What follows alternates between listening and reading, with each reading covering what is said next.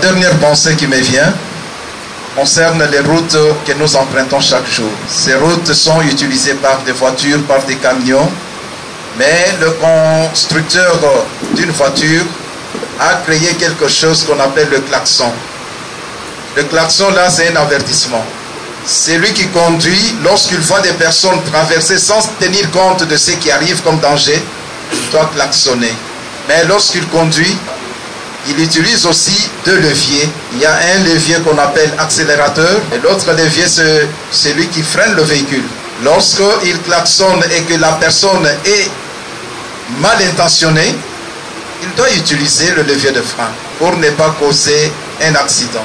Je voulais juste vous dire que nous sommes sur le chemin qui nous mène vers la patrie éternelle. Nous avons deux vertus que nous devons utiliser. La joie qui donne aux poussées à servir notre Dieu. C'est que nous appelons l'accélérateur. Sans cette joie, on ne serait pas ici.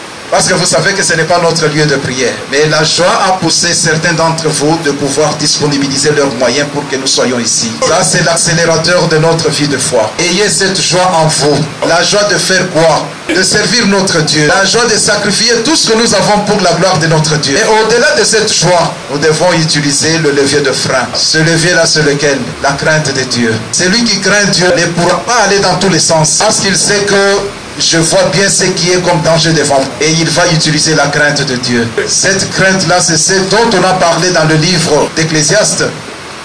La crainte de Dieu est le commencement de la sagesse. Et pour la sagesse, qu'est-ce qu'on a dit? L'homme sage voit le mal au loin et il s'en détourne. Lorsque tu vois le mal, il ne faut pas l'affronter. Il faut fuir. Parce que le mal a un pouvoir de t'écraser. Et n'affronte pas. Et la sagesse nous vient de la crainte de Dieu. Voilà pourquoi, chers frères et sœurs, par cet avertissement de l'apôtre Paul, nous devons nous munir de la joie et de la crainte de Dieu. Là, Dieu sera de notre côté. Tout ce que nous ferons, ça sera des exploits. Et le monde saura que nous sommes fils de Dieu. Ces paroles nous aident pour l'avenir et que nous gardions cette parole dans notre cœur, aujourd'hui et à jamais. Amen.